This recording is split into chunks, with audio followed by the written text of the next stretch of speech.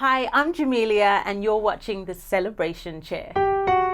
You gave your all, now take a seat. Let's celebrate, it's time to speak about how you spent 10,000 hours. Now come and get your flowers. It's a celebration,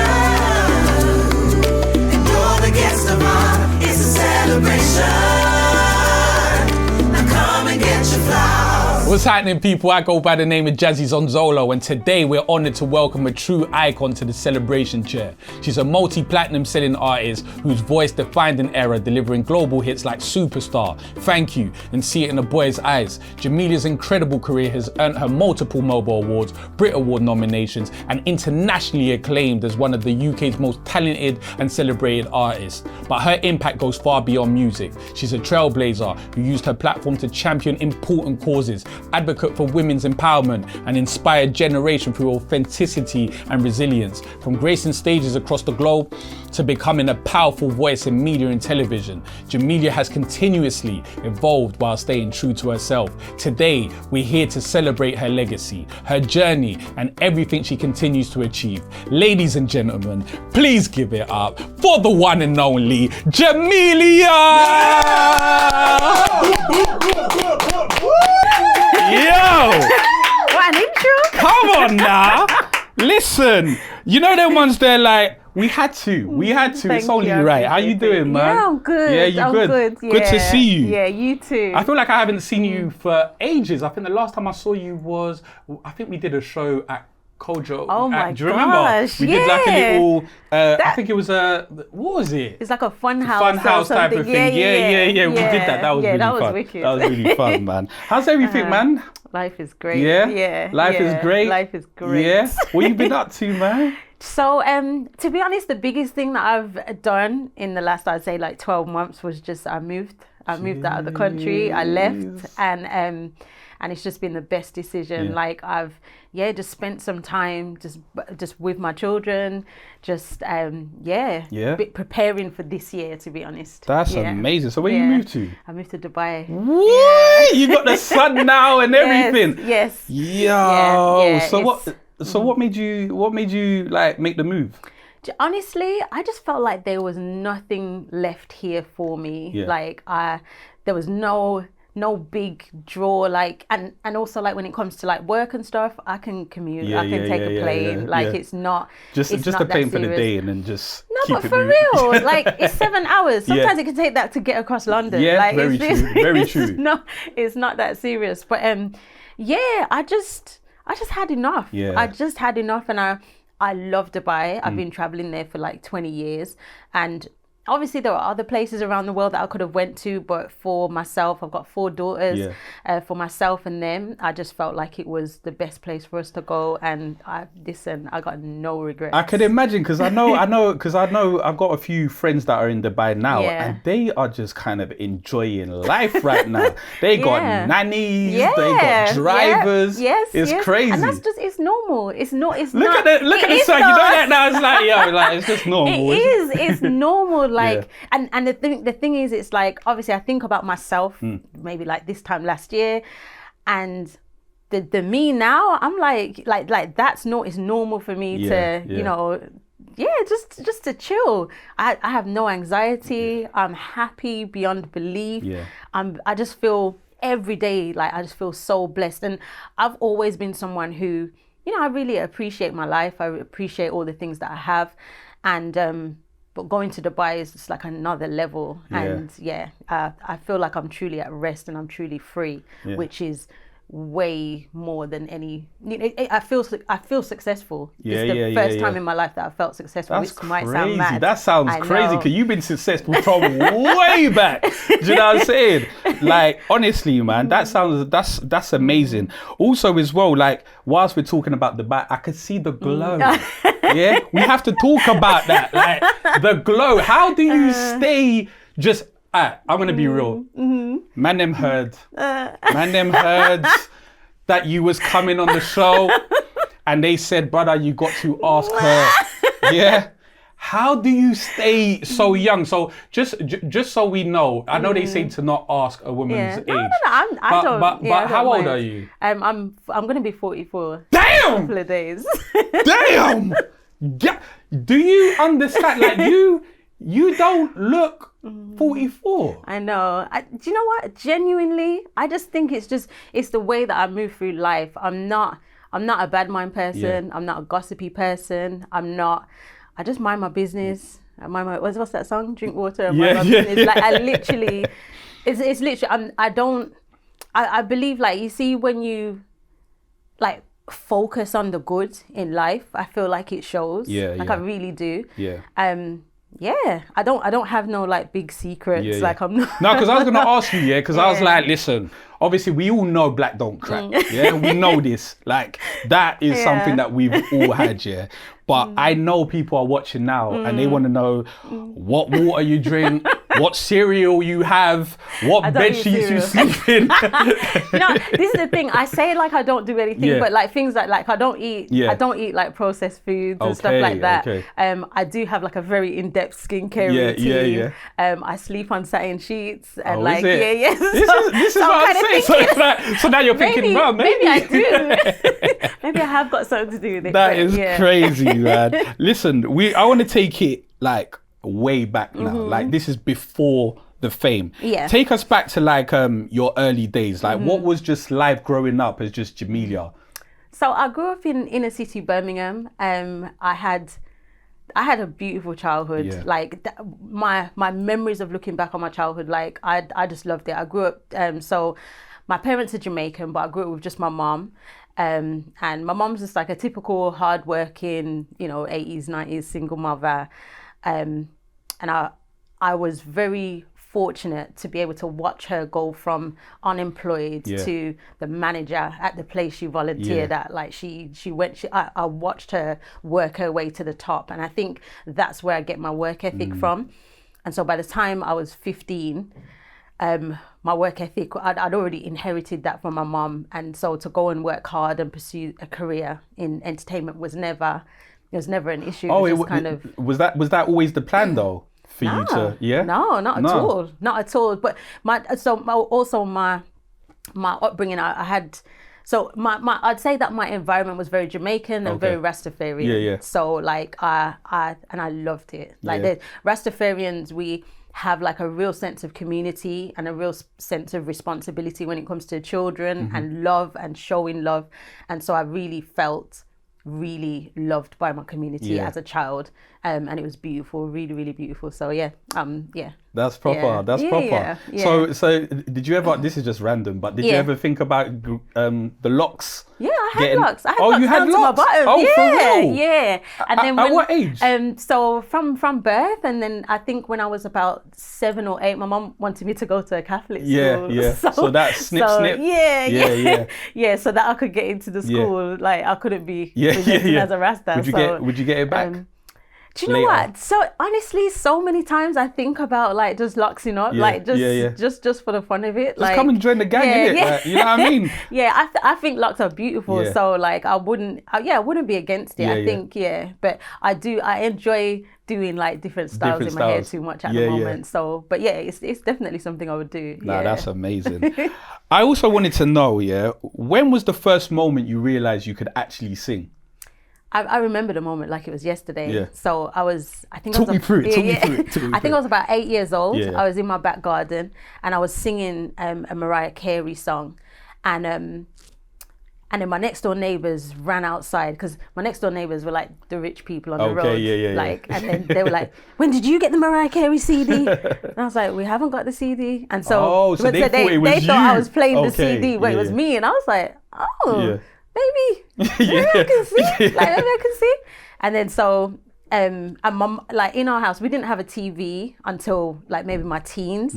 So music was our thing in the house. So me and my brothers, we were always like putting on shows but the music I was singing, I'd say it was more like dancehall artists like Buju Banton, like Garnet Silk, but still like vocally, I would still sing. But the Mariah Carey CD, I learned it through the wall. Next door neighbors had it.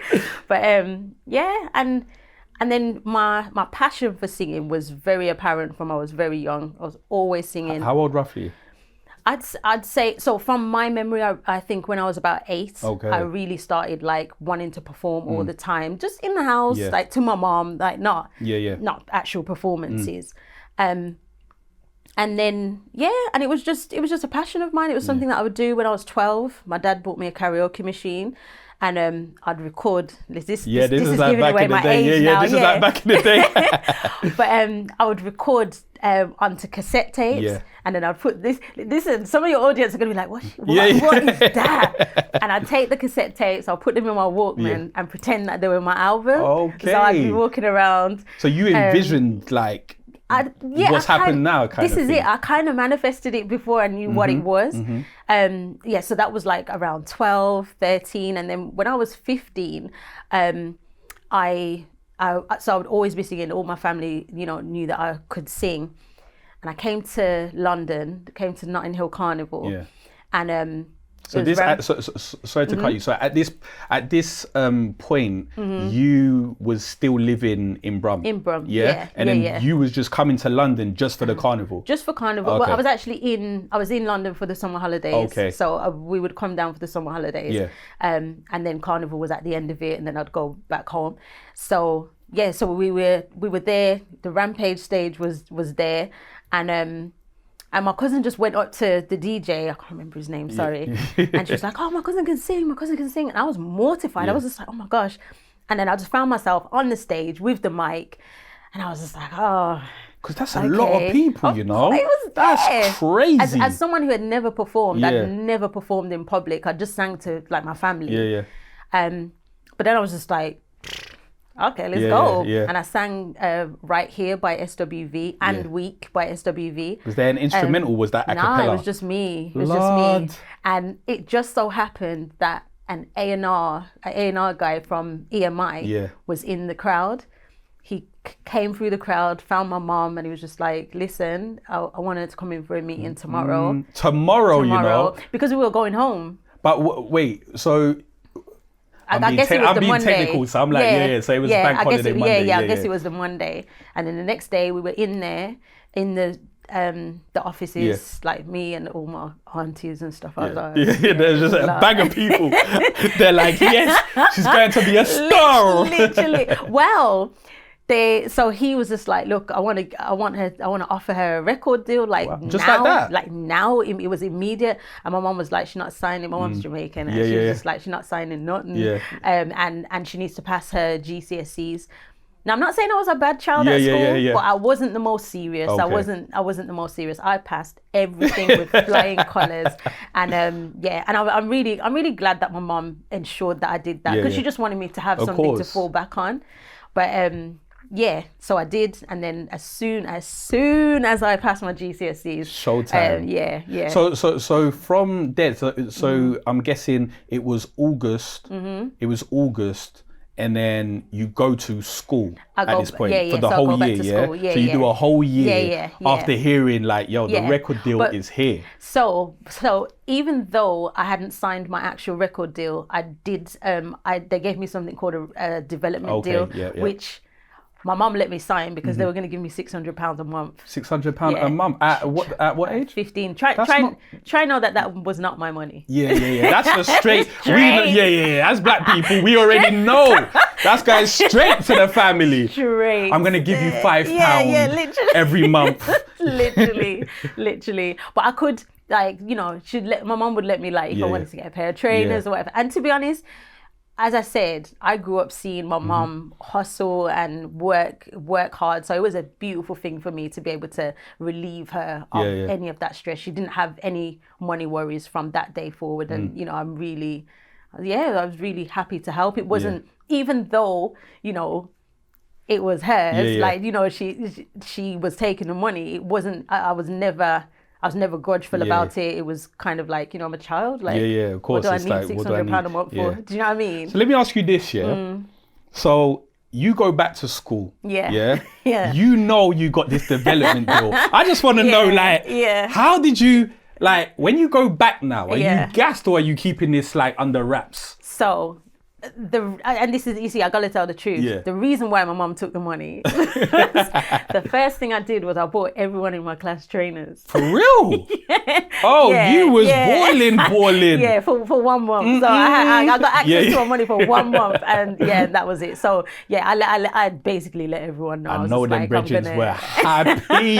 Because I let me tell you literally- something, because I remember when I was 15, Yeah. if one of my brethren did that would, Yeah. because at the time you don't really have money like It was, that. of course not. And it was, to be honest, it was kind of like whoever, when I say the whole class, it was kind of like Yeah, whoever's your going to get on the peoples. Yeah, bus yeah, or yeah, whatever. yeah. But like, yeah. But again, it's just a beautiful memory Yeah, for me of to course. have. Like, I got Cornerstone, I got the money taken off me, but it was Yeah. just like. Do you remember the know, trainers that you bought everybody? Or was it separate? I don't. Yeah? I think I just let everyone choose what they wanted. So you just went and like, just yeah. I'm guessing it couldn't have been like 110s or anything. Yeah, 'cause but that was mad it would expensive. have been, yeah. So, yeah. so who was your biggest music influences like as a teenager? Mary J. Blige. Mary J. Blige, for real? And so on my, I think it was my 20th birthday, I found out that she is born the same day as me, the 11th of January. real? Yeah. So I was That's born crazy. on her 10th birthday. Do you think that influence shaped your style In in regards to music? I think so. Okay, so when I was offered my record deal, I never, like, I was a huge music lover. I had all the posters on my wall and everything, but I never thought that I could do it. Like Jamelia from Birmingham, like just No way. Just no way. Yeah. And so when it was kind of like, you have these meetings at the label, like big meetings around a conference table, and and they ask you like, who do you want to be like? What kind of music do you want? And it was always just like, it's Mary J. Mary J. Blige. Blige, yeah. So was you able to do her little dance as well that she does? I was literally embodying Mary J. Yeah. Blige, and then it was, but then you have you have like movement training and media training, and then I started to kind of carve out my own identity, and one of the things that I realized was that when it comes to music, I love all genres of music, and I wanted to incorporate them into my music. And so what I found with that is that it made my sound a bit more pop. Okay. Because I'm doing weird stuff like doing opera, or like... We're going to get to that, don't worry, we're going to get to that one. So my musical taste informed who I became as an artist. Yeah. Okay. And what was the first big dream you had for yourself as an artist? Honestly, it was to go on the Ian Wright show. For real? Because Ian Wright was massive. It was on Channel 4, right? Yes. Yeah. Massive, man. And like obviously we had Top of the Pops, we had all of those things. I actually made something like we call it a vision board, but I didn't realize it was a vision board at the time. And it was just a list of all the shows I wanted to go on. What were the shows? Oh my gosh, there was. Let's see if we can remember. Yeah, so they were like Top of the Pops. That was big. You made that. I did everything on my list. Yeah. Like that, looking back, it's just like, it's crazy, no way. Yeah. Like I was 15 and I wrote like it was like an A3 list of I've still got it to this day. So there was the Ian Wright. Yeah, Ian Wright show. There was the Richard Blackwood show. Yeah. I wanted to be on MTV. I think it's called Select or something I like remember that. Select, yeah. TRL I wanted to be was on. Big. Yeah, it was TRL massive. was kind of like or am I mistaken? TRL was kind of like a BT at the time, innit? It was exactly that, and it was in Leicester Square. Yes. And like the crowd you can see the crowd out. Yeah.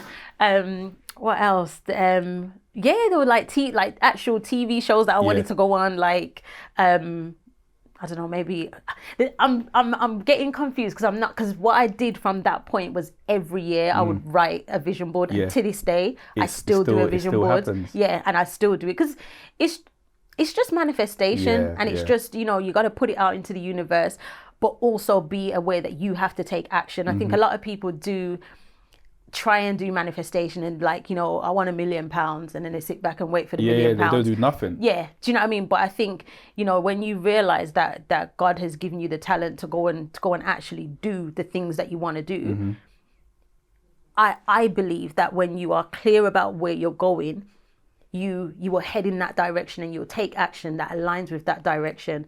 And the reason why it's great to write it down is because anything that doesn't align with it, you just say no to. And I live my life like that. I love that, man. Now we've been talking about before the fame. Now let's get to the fame era. Yeah? Your breakout hit Superstar is iconic. Yeah, we cannot deny that. So how did life change when that song came out?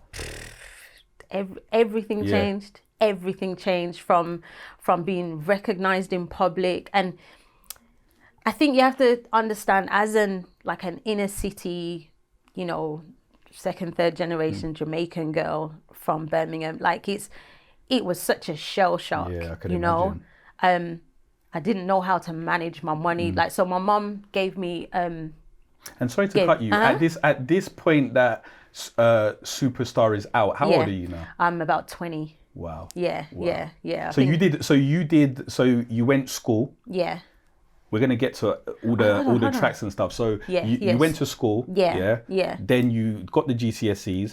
Then you went straight into music now. So I went in. So the development deal, was for 3 years. Okay. So I spent time going just familiar. I'd never been in a studio before. Okay. I'd never. The only time I'd ever sung on like a professional mic was on the stage at Carnival. So I needed training. Yeah. I'd never had an interview before.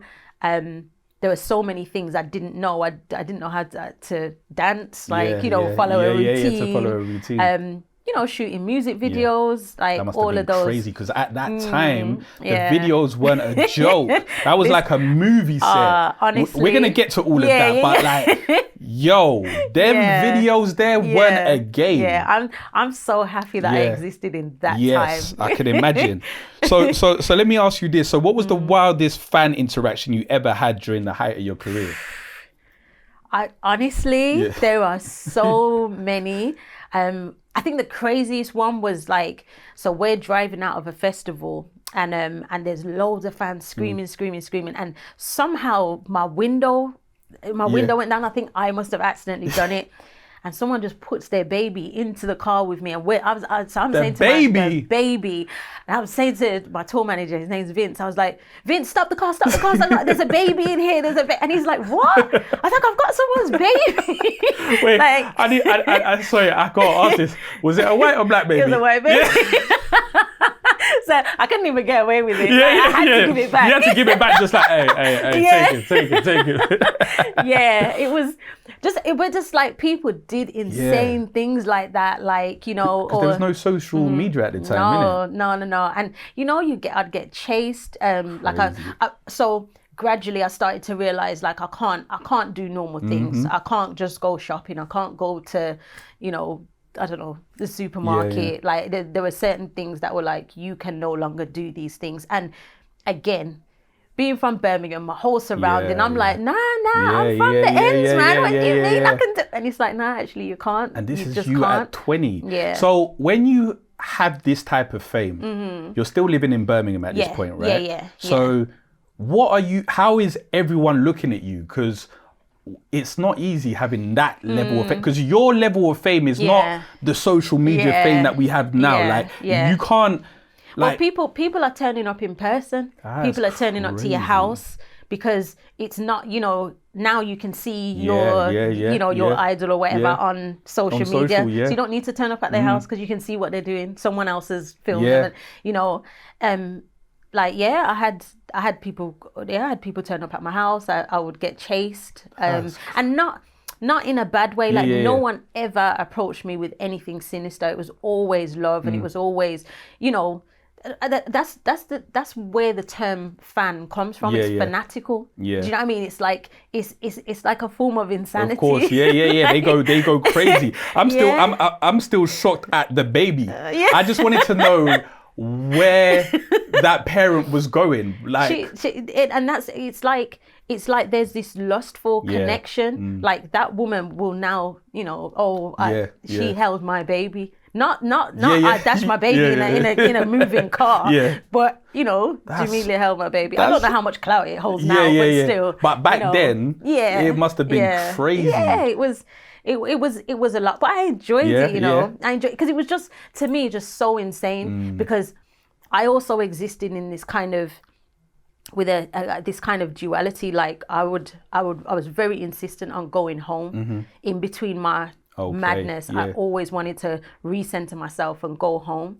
And when I'm at home, No one's treating me like I'm no star. Of course they're My not. mom's telling me, go and wash the dishes. Do you know what I mean? And you're still living at home at this time. Yeah, I'm still. So I'd never not lived at home. So even at 20, so I bought my first house when I was 20, and but it was, you know, it was the same. It was just a bigger house with all the same people in it. Of course, we all lived in the house. I never. Did you feel comfortable? That was part of the reason. Like, it made you feel. Did it make you feel like safe? Well, for me, it's like I don't win if my whole family don't win. Like, it's not. It's, you know, I can't. I'm not gonna. Boring, you know, just be by myself. I got lots of money. No, we've got it. So when performing on big stages, or award shows, did you have any like rituals or something that you kind of like do to kind of like get yourself ready? I'm pretty boring before a show, you know. I think my main thing is I don't like anyone interacting with me in any way, shape or form. Don't talk to me. Don't look at me. Like, just, do you know? Do you know what it is? Because it's like, for me, like I take my performances really seriously. I always think about that one person who has never seen me perform before. And so I want to make sure that their experience is the best. And so I have to be in that zone. It's not easy for me to, because I'm always transitioning from somewhere else, you know what I mean? And especially like once I started having children, like, you know, I'm probably, like, I'd literally, like my kids come everywhere with me. Of course, that's it. So, you know, I don't know, say when I was on tour, like with Justin Timberlake, drop them. You know there was there, you got to drop Usher. Justin. No, but do you know, that's how we know, that's how I know, like, this is good, and this is why I wanted to celebrate it, because I feel like we're living in a generation now where if you are not doing it now, it's kind of like you wasn't that, and I feel like this is what the show's about, to let people know, like, yo, there's people out here that have been really putting in that work, because like I said, we're gonna get into it, but like, for example, you've been out here battling it out with Usher in award shows. Do you know what I'm saying? So it's proper sick. And how was that then? Like, how was that doing touring? Tours? Oh my gosh, crazy. You have to imagine, like, for me, I don't stop being a fan. So I'm a fan of Justin Timberlake. I'm a fan of Usher. I'm a fan of Destiny's Child. I went on tour with Montel Jordan. I'm a fan. Like, so to me, so this, and like, I mean, when you get them on the show, they will tell you. Like, I literally would do my show, and then I'd walk around and I'd go to the front and watch the show, because I'm a fan. And I'd be in my absolute element. And so even like, it could be like a 2-week tour. I'm doing the same thing every night. I'm doing my show, I'm putting my all in, and then I'm going around and watching. And for me, watching a show over and over again, there's so many opportunities to learn. How does the headline act, how do they operate? What makes a show? Like, I'm kind of obsessive when it comes to learning, especially learning something new, and learning a craft. And I know about what I know about myself now is that, like, I'm just not normal. My brain doesn't operate in a normal way. And having that kind of education for me, you know, I definitely could have just been in my dressing room turning up and drinking, and it's just not me. Like, for me, it's like, oh, what can I learn? I feel like there's not that many people that are like that. Do you know what I mean? There's not that many people that are like that. It's kind of like they're in the moment, and it's kind of like it's lit and that's it. Whereas there's a lot of other people that kind of think in a way where it's like, I really want to learn because I want to kind of like better myself. Of course, I'm not comfortable being comfortable. You know what I mean? Exactly. And I think that's like a theme that I've brought through my life. Like, no matter what arena I'm in, whether I'm acting, whether I'm singing, whether I'm presenting, I want to be the best. I want to do it to the best of my ability, not in terms of someone else's benchmark. Like, what do I think is the best thing, that how can I be the best at the thing that I want to do? Do you know what I mean? I think one of the reasons why I don't can't. I don't know how to say this. Yeah. One of the reasons I can't keep a man is because I wasn't expecting that. Hold on a minute. Wait a second. It's because accountability here. I rate that. The girl said, I wasn't even expecting you to say that. The girl went, why I can't keep a man? God damn. Do you know what? But my reason is because I feel like I don't. At no point do I accept mediocrity, and that can get annoying. You know, I live my life like, okay, how can we do better? How can we be better? Like, I don't, you know, and I feel like a lot of people feel like, oh, but I've done it now. Yeah. And I never, ever felt like, oh, I've done it now. I feel like, okay, I've done that. What can I do now? And one of the things that I love to do is pivot. I love to do something different and excel at it. Yeah. Like for me, I feel like a bad man. Yeah. It's like, the man them heard this and they're like, oh shit, man, my chance is dead now. Yeah, because I think, you know, I understand that about myself, and so I recently was on a show called Celebs Go Dating, and I got like really intense therapy and stuff. And what I know about myself is that, you know, my need for things to not be just normal and mediocre is something that I should lean into, and I should, you know, But just to say, just to talk about Celeb Go Dating, because I watched that as well, but I don't feel like they're actually matching you with like legit. Yeah, but who is the guy that I would need going to apply to Celebs Go Dating? That's true. Hell no. That's true. But that's true. It's not going to happen. But for me, the experience, I learned curve for you, I learned so much. I knew I was going to. Like I wanted to take advantage of the things that I could learn from being on the show, and I walked away with my life changed, because I feel like, again, coming from humble beginnings, I think we've got this thing, especially in the UK, especially when you're successful as a black person, that you have to never forget where you come from, remain humble. Like, people praise you for being, you know, for being humble. And I'm no longer in that space. Listen, like, you know, your like, shit. Talk your shit. I'm not, and I actually love it for myself. Like, I feel like I'm a bit disappointed that I've learned this so late on, but even so, I'm not dead. I'm still here. I'm still capable. Yeah, that's it. And and I'm staying in the lane that I should be in, rather than the lane, you know, rather than making other people feel comfortable. It's like, you know, come up and meet me or leave me alone. Like, but that's why I said to you as well, like off cam when you came down, I was like, yo, that's why you're glowing. That's why. Do you know what I mean? It's because you're at that place now where you could just feel like you're confident within yourself. Absolutely. There ain't no like trying to kind of like dilute yourself for anybody else. And you know what I mean? That's something that I've done throughout my whole career, and also my whole personal life. I've always tried to dilute myself to, you know, so that I'm not offensive. I'm not too much. I'm not, you know, it's something that I've been told my whole life to kind of, it's a bit, you know, it's a bit much. You know, even my ambitions for myself. And now I'm just like, fuck it, let's literally go. I don't swear, but yeah. Don't worry, I'll swear for you. Fuck it. But literally, and that's literally my energy now. And I feel like my life has, even just in this time where I've it's not about knowing my worth, because I feel like I've always known what and who I am, but I just haven't been walking in my power. I haven't been actually, you know, actually acting like it. Even my daughter sat me down and she was just like, you know, Mommy, like, Mum, you gotta own it. Forget all of this. Forget like, you know, playing small and go out there and own it. And just to touch on Celeb Go Dating, there was a clip that I watched, and you was not impressed, and I need to talk to you about it. Okay, go on. So the guy was basically kind of like, I think he was, what was he again?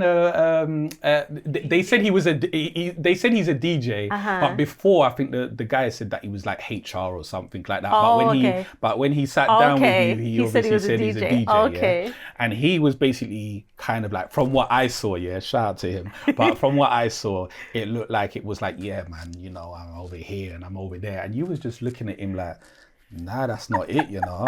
That doesn't, you know what I mean? So what is your routine? What is it that you like? Because I have to know this because man them are going to get onto me if I don't ask that, because there's certain men that want to shoot their shot, you know what I'm saying? Yeah. So First of all, you have to be brave enough to shoot your shot. Like you'd be so surprised at how many men do, like I don't get chatted up. I don't like, and I get it, but for me, if you can't even approach me, like that's dead. Yeah. But what I would say is that my type is someone doing something spectacular, something out of the ordinary, someone who is operating in their best, you know, in their like someone like me, like I'm not mediocre, so don't come to me with mediocrity. And I know that sounds very aggressive and whatever, but but we need to stop saying the whole. But we need to stop saying the whole aggressive thing as well, because it's kind of like, what is aggressive about it? Yeah. At the end of the day, that is what you want. Yeah. If that's what you want, then that's it. Like it's either people meet you there or they don't. You know what I mean? Literally. And that's it.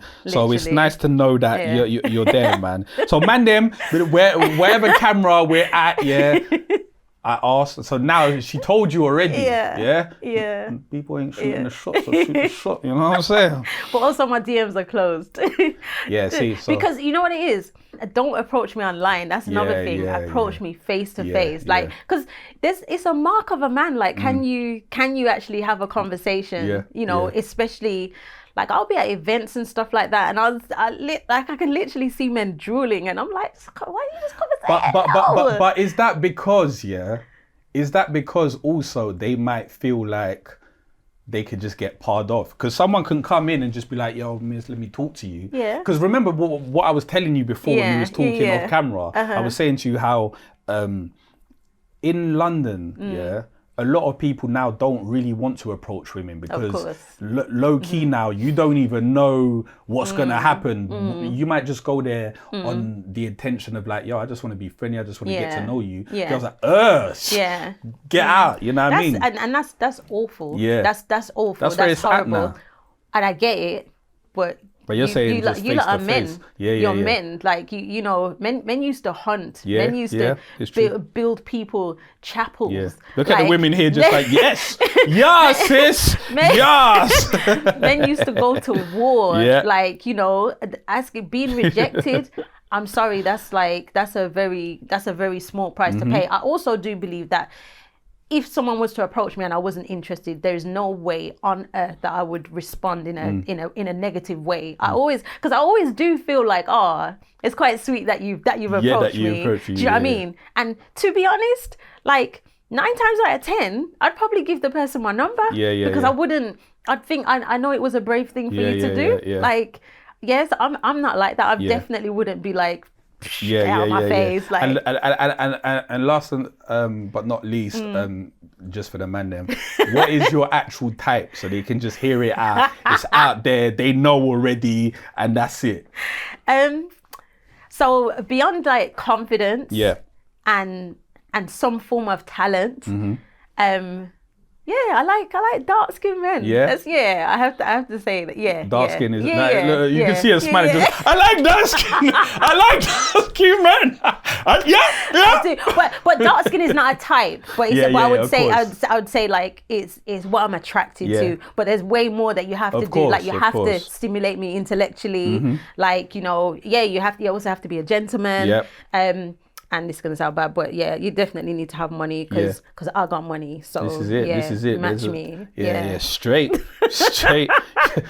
You better tell them. It sounds bad, but I've been there. You've been there. I ain't doing it again. Nice, fair. Yeah. And I just wanted to, looking back at your biggest moments, is there a particular performance or award that holds the most special place in your heart? Yeah, definitely. So performing with Beanie Man at the Mobile Awards, that was, but I did the whole. Hey, wait. Listen, come back to that, yeah? Okay. I have to say something. I think her name is Bridgerton. They owe you a check. Listen. They owe you a check. I don't even need a check. just let me be in, like, I'll be in the background. I don't need to have a main role, because Lamar was in it. And I'm like, so... What, Lamar was in he was in Bridgerton. Is it? Shout out to Lamar, big man. up Lamar. Low-key, we need to get him on the show as well. Yes, you definitely do. Yeah, because he's a legend as well. But what, he was on the show? Yeah, he played, I can't remember the name of his character, but he did really well. Bruh, but you kicked that off with the video. Listen, I need you lot to go and check Jamelia featuring Beanie Man Money. Yeah. Yo, she weren't playing, she was just there. What was it with a fan thing, innit? Yo! And there was a Donny, there was a guy that was there who was the main dancer. Dwayne, to this day, he'll tell you, I'm the guy from the Money video. He was going ham with it. And because Beanie wasn't at the video shoot, he... Like, was that your concept, or was that a concept that they so, as I said, like, it was my idea. I sat down. The video was done by Max and Dania. They've done loads of amazing videos, and it was developed from an idea that I had, because I love like period drama, and at the time, so it was like 99.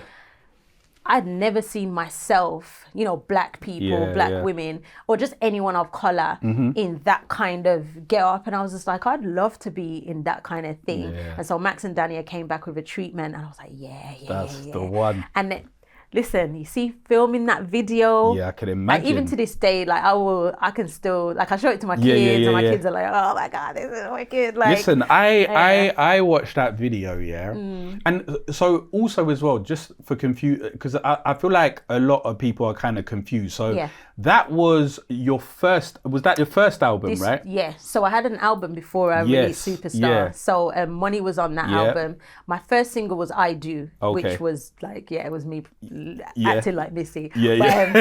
So I had I think I had 3 top 40s. Money was number 5.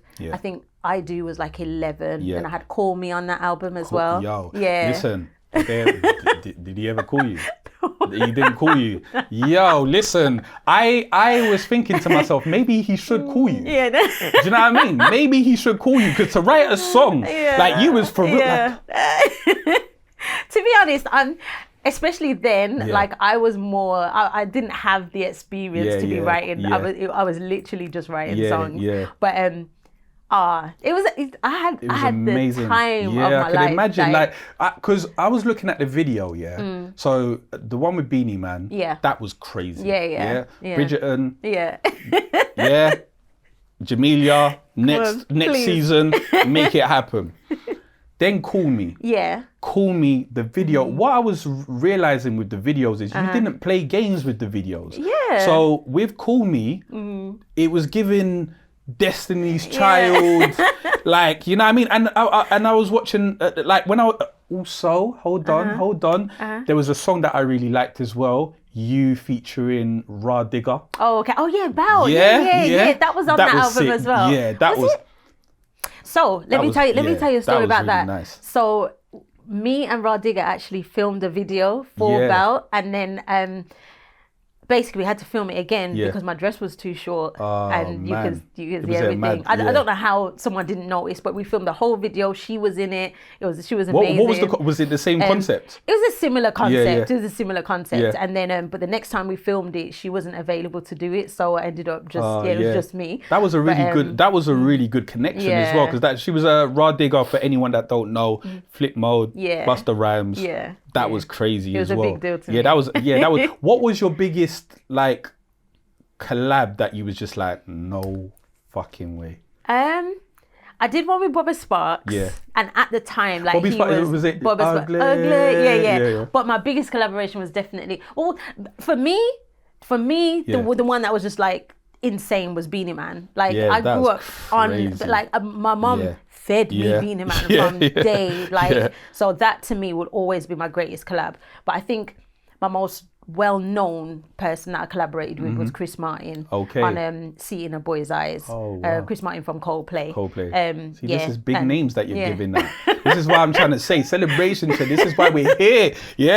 That is crazy. And he asked to work with me. It wasn't. Wow, how did you feel? Because Coldplay's always been like really big, isn't it? Huge, yeah. So I was just like, huh? I was so confused, and I didn't believe. I just didn't believe, and we the way that we wrote the song was like, he was just at the piano, and then he gave me the mic, and I'd never written like that. I'm like, okay, and it was just like, okay. And then we ended up writing the song, and Gwyneth Paltrow was in the room with us. Crazy. And I was just like, oh my God. Like, and how old are you at these ages now? So at that point, I'm probably about 22, 23. 23. Like, yeah, it was insane. So this is another thing. So at the time that I got pregnant with my first daughter, the industry was not open to women having children. Okay. And so I'd known of so many people who had gotten pregnant and just immediately get dropped from their labels. So I just thought that's what was going to happen to me. I was just like, okay.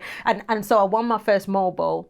When I won my first MOBO, that was after the Beanie Man performance. I was pregnant with my daughter that day, and I knew. Oh, wait, hold on. So a little birdie told me you found out in the dressing room. No, that was the Brits. So that was my second daughter. That's second? Yeah. So what, every show, every big show, you already know what's going to happen. The whole family's like, she's doing the Oscars. Another one. No, so that was the Brit Awards with Lamar. And you know what? I was so when I performed with Lamar, we that was one of my favorite performances. Yeah, that was a really good performance at the Brit Awards, and we were both nominated for 5 awards. They robbed you lot, man. And they robbed you, sorry. Yeah. Well, they knew. So we found out just before we went on stage that we hadn't won anything. So we did our whole arrival. We smashed our performance. Then we went home. And I heard you lot was just like. Apparently, I got told that you lot was apparently backstage in trackies and was like, because it was just like, what? Like, I'm not sitting out there. Because you know when they do that shot? When they, I'm going to do that 5 times. Are you 5 times is mad. Once you could do. Imagine that. And the winner is blah, blah, blah. Yeah, like 5, no way. That's crazy. Yeah. But like, did you feel like genuinely, like all jokes aside, like obviously you won the MOBOs, that was a crazy category. You was battling like Outkast, Usher. Can you believe mental. it? Like Kanye West, like even when I look back, I show my kids, I'm just like, you look shocked. I was, of course. You looked shocked. Kanye West. Do you remember how he was massive. He was. Yeah. I was just like, that was an amazing. And that was College Dropout, innit? That was like exactly. That was the song. That was the song. Banger as well. Yeah, exactly. Crazy. So it was a really truly beautiful moment. But I won Best Video for Money. That was so on that day. Oh, that was for money. Yeah. And on that day, was that? Yeah, on that day, I knew I was pregnant. So I was about 3 months pregnant at that time. So I was just like, you know what? At least I got a MOBO. You know, I've had a good time. I've got to do a song with Beanie Man. And I was just like, so for me, it was just kind of smash the performance and just know that. Even when my mom was there with me and she hugged me and she was like, at least you've got this to show for it. And I was like, I know. And at the time as well, I need to let everybody know, the MOBOs, shout out to the MOBOs, because the MOBOs, you're doing your thing. You know what I mean? Yeah. We love you, Kanye. Like, you're doing your thing. We do. But MOBOs, then, boy, the people we had, like, it was insane. Was no game. Like, I remember 50 Cent would come down, Destiny's Child would come down. The biggest stars in the world, like you know, whoever the biggest stars are today, that's the equivalent that would have been there at the time. It was a huge deal to win a MOBO. And at your time when you was there, what other black performers was kind of like in your lane? Okay, so we had people like Mystique. Shout out to Mystique. Yes. We need to get them on. Yes, Craig David. He was smashing it. I think Beverly Knight was still. Shout out to Beverly Knight. Yeah, she's doing theatre now. She does a lot of theatre. Yeah, she does a lot of theatre. I go to probably every one of her shows. She smashes it every time. I feel like I was in really good company. Damage were out. Damage, it was a beautiful time. It felt nice. But did it ever feel like it was one in, one out at any moment? It absolutely was. So as you can see, like there's no similar artists. Like, so we were all kind of, you know, this is the black girl group, this is the black, you know, the young black artist, this is, you know what I mean?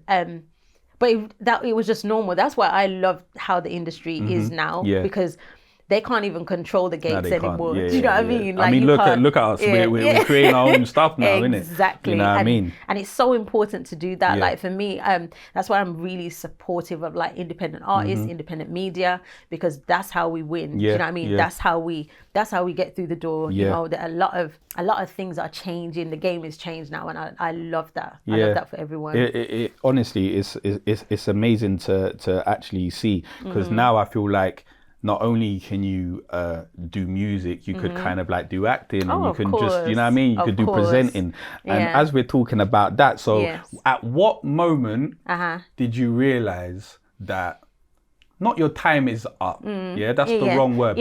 But when did you realize, it feels like there's a change that's about to happen here? So honestly, it was when they told me that I only had a 50 grand budget for my music video. 50 grand. And 50 grand sounds like 50 grand's a lot for a music video today. But back then, they were spending hundreds of thousands on my music videos. So when they said, it might not have been 50, but it was definitely less than 100. And I was just like, huh?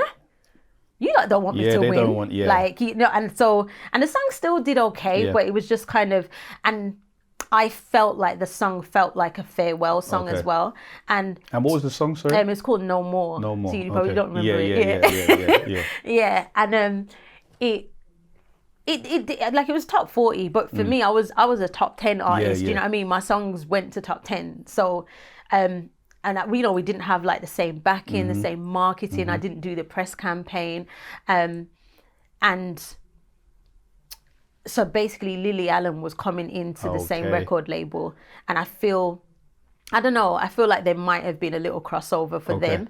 And to be honest, I wasn't too fussed. I was just gonna say, by that point, I'd been a very successful artist for 10 years. And I really wanted to do something different, but it's one of those things where I'm so comfortable in the role that it's like, was I ever going to leave? Do you know what I mean? And so it was a blessing. And then that's when I decided to go into TV. And I was, but as I said, I'm kind of like, now I'm going to do it properly as well. Like, and my manager was just like, well, but you can't because you're a singer. And I was just like, okay. Because I'm Jamelia. Come on. Talk your talk. Cheers. Wait, we need to cheers this. Talk your talk, man. Celebration chair. So, now that you decided to finish with the music, just to leave it behind. You decide now to kind of like get into media. What was the thing that you really wanted to do? Like, what was the main thing? Was it presenting? Was it acting? So what I genuinely wanted to do was try out different things and see what it was that I enjoyed. When I was wrapping up my music career, I was going on things like Nevermind the Buzzcocks and I saw that. I saw. Was it 8 out of 10 Cats? And I loved being able to showcase my personality. Like, I wouldn't say I'm a funny person, but I definitely feel like that part of my personality wasn't really. I was just a singer at the time. Do you know what I mean? And it's just you just see. I just go on stage, I sing my song, and I go. You don't really get to know me. And I found that like when I was on TV, people were like, "Oh my gosh, I didn't know you were like that." And I was like, this is what I'm like. And then I did really well in TV, like, you know. And it's something that I would love to get back into, actually. I'd love to. Well, you was doing Loose Women. I did Loose Women for 3 years. Why'd you leave? Is it? It's just no place for a woman like me, a black woman like me. I'm someone who moves with integrity. I'm honest.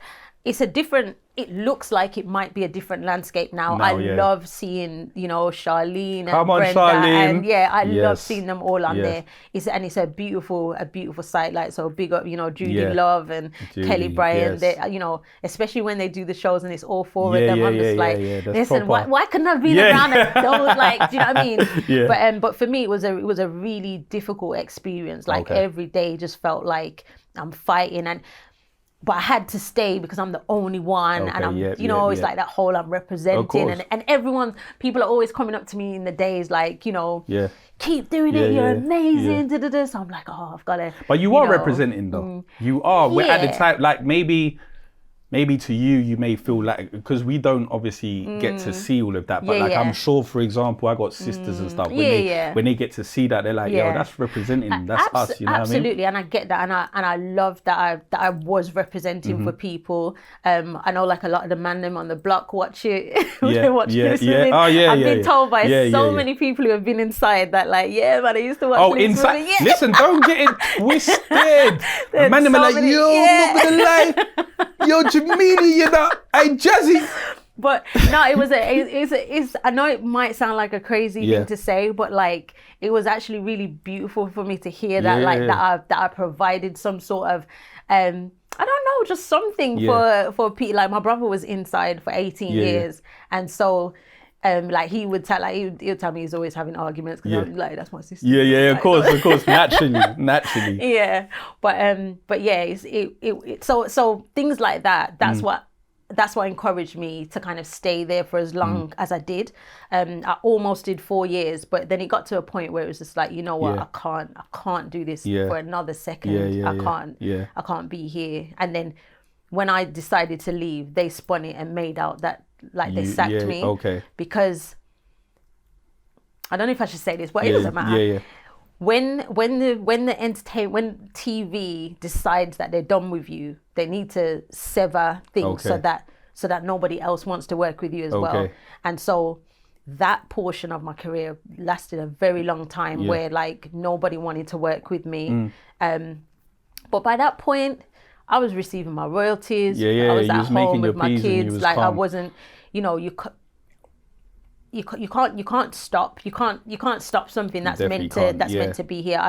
I'm not a religious person, but I believe very strongly in God, and I believe that like one thing about me, God does not fail me at all. Like I feel like I'm divinely covered. Like I really, really do, because some of the experiences I've had in life should have broken me, and I'm far You're still, from that. That's listen. Round of applause for that, man. Serious. And also talking about all of that as well. You do activism. Like you know the women there. You're proper representing. So like, when did you realize that was you, or was that always you? Do you know what? I think it was more. I think it became more and more important to me when I was on Loose Women. Okay, it's the experience that you was. Because what I was becoming aware of is that there was this kind of media agenda to amplify certain points of view and really, what's the word, like suppress.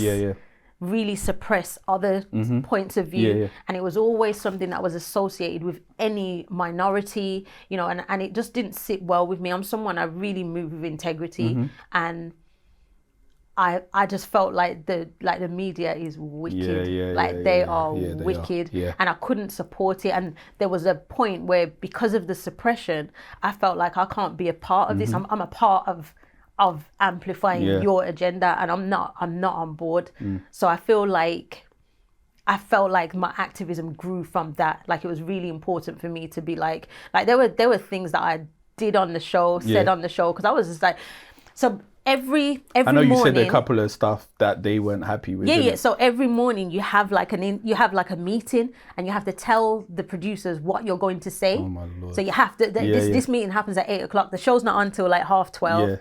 And every morning you have to, so I'm going to say this, I'm going to say that. So then I started being like, I'm going to say, I'm going to follow the line. And it's a live show. Then when I get on, I'm just like, listen, bond this. Like, obviously not in that way, but like, it was really important for me to be honest and to, represent properly. Like, if I'm not here, but then obviously you make enemies within. Of course you do. You know what I mean? Because you're being bad. Do you know what I mean? But and then it just got to a point where I was like, I can't uphold this. I can't be a part of it anymore. So when you're in those type of meetings and they basically, you say, I'm going to say that. Yeah. Do they say, nah, don't say that? No. So what they do is they say, so we've run it past the lawyers, and the lawyers have said that, you know, we can't. Yeah, we yeah. just Okay, can't okay. say. Then them And I little was like- codes. and the thing is with me, like, I'm too Jamaican Yeah, for yeah, that. So yeah, it's just like, I was just like, okay. Yeah. Okay. Okay, no problem. Yeah, yeah. And then and action.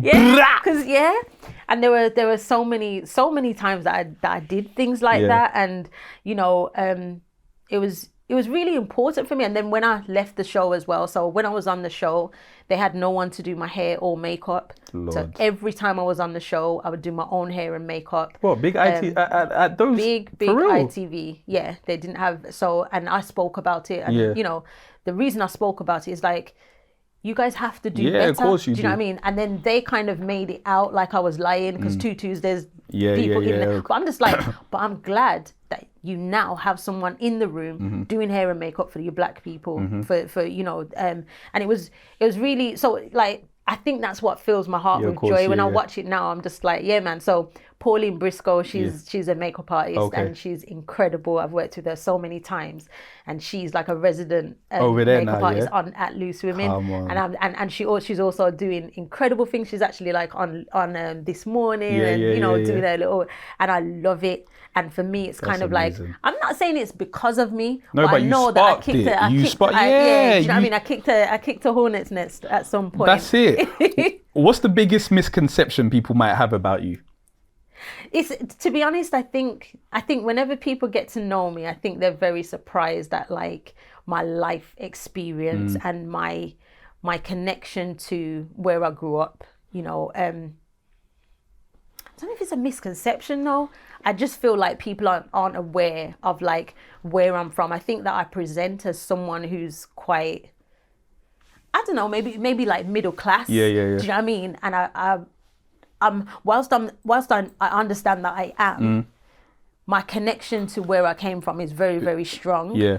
And very, very important to me. Like, it's not even a case of like not forgetting where I come from. It's more, this is who I am at my core. Me being in the entertainment industry is a job. I go to work Yeah. and I perform. Yeah. And then when I go home, I'm a totally Yeah, different yeah, of course you are. Yeah. But it's difficult to explain. It's just like, if you know me, you know what I'm Yeah, talking of about. course, of But course. if you don't, then You don't. won't. So now I'm just gonna ask you some just fun questions. Yeah. Okay. If someone made a movie about your life, Yeah. what would the title be and who would play you? The title would be The Audacity. I The know audacity. that for sure. That is the Jamaican in you. The audacity. I can feel Jamaica right now, you know. And the reason it would be The Audacity is because I feel like that's something that I've had Yeah. at every point. Yeah. Like, some little skinny black girl from Birmingham, like, how have you got the audacity Yeah. to think you can go and perform on international stages? That's the thing. Like, I didn't just have success in the UK.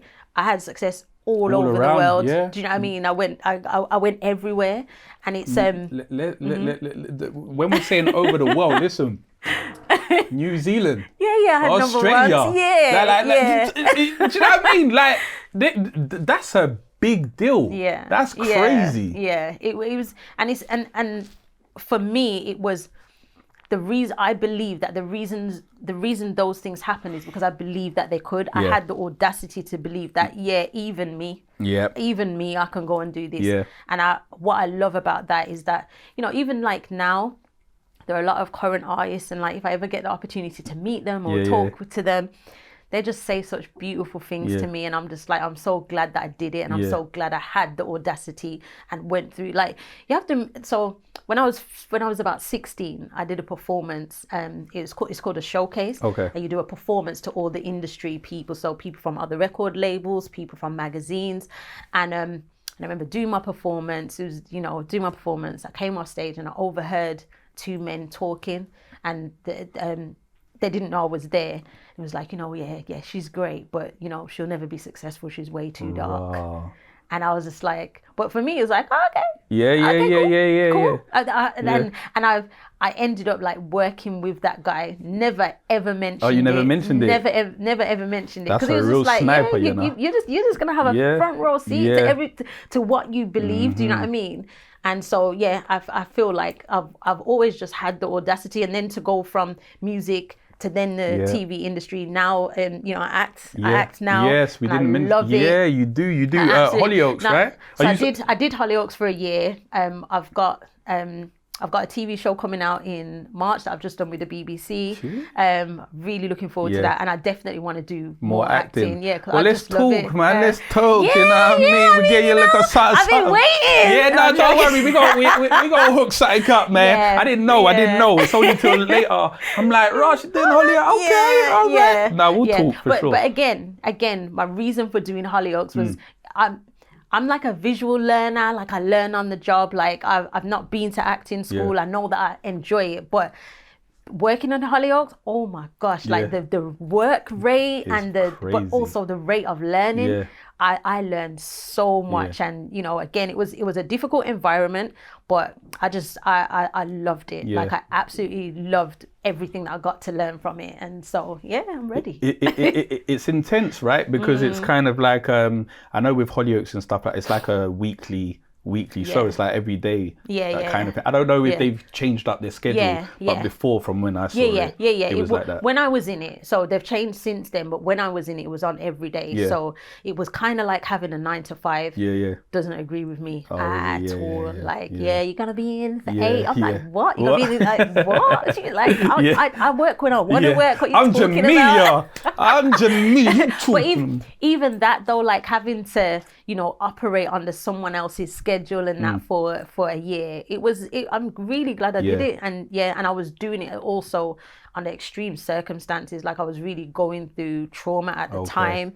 Like I'd experienced something really bad, but so for me to actually complete it, like I was like, I'm a bad man. Bro, you are. And Richard was Richard there at the time. Richard Blackwood. Shout out to Richard Blackwood, man. He's my guy, man. That's crazy. So definitely you want to definitely do some more acting. Definitely. Don't worry. We gonna talk after this, you know what I'm saying? Okay. So we all good. If you could wait, you didn't tell me. Who would play you? Who would play me? Honestly, she wouldn't want to do it, but honestly, I would love it if one of my daughters played me. For real? Yeah.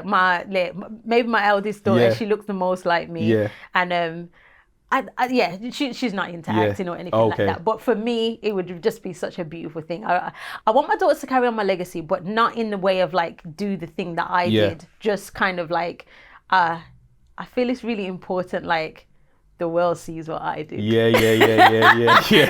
I know there's loads of other things that people are like, associated with Jamelia, but my daughters, they're the greatest thing I've ever done. Like, that's seriously, amazing. they're incredible girls. That's amazing. So whilst we're talking about your daughters, have you ever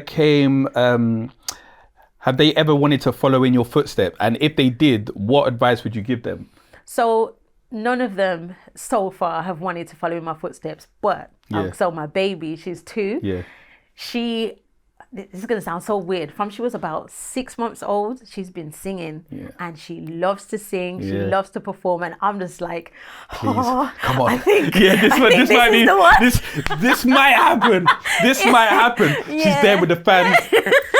You get me? She literally, I've just kind of introduced her to my music videos, and she's like, is that you? Like, like I can tell she's kind of just realizing it, but I feel like there might be. There might be. And if she did decide, what advice would you give her to navigate through the industry?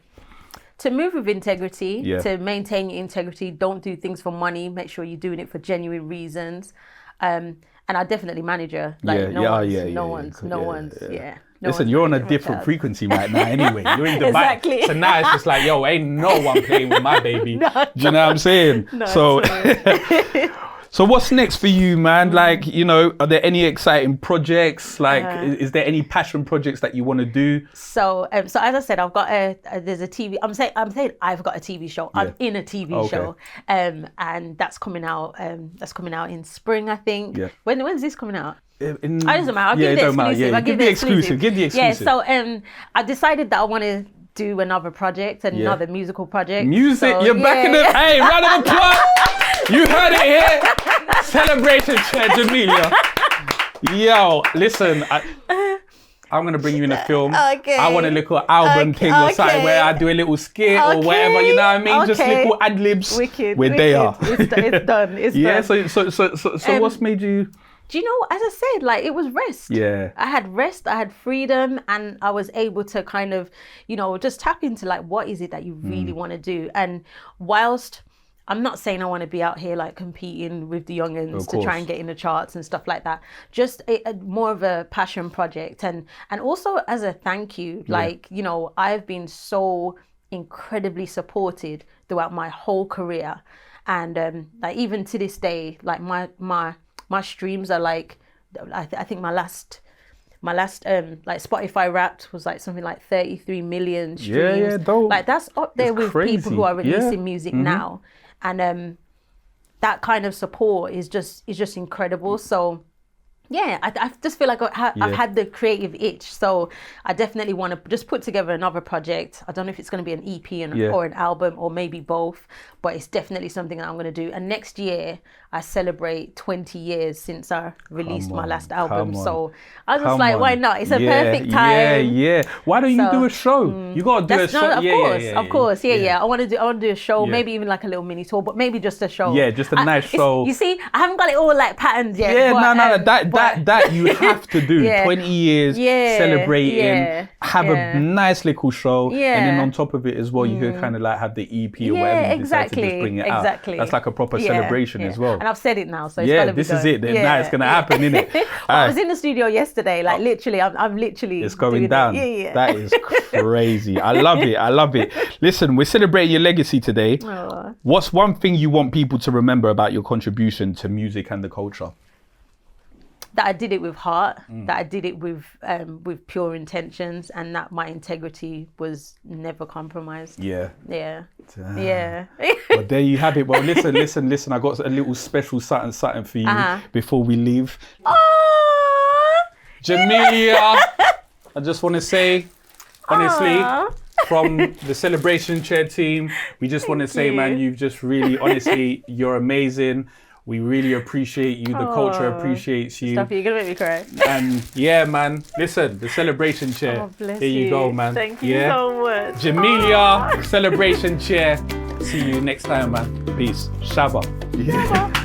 Thank you so much. Thank you. That's so lovely. Thank you.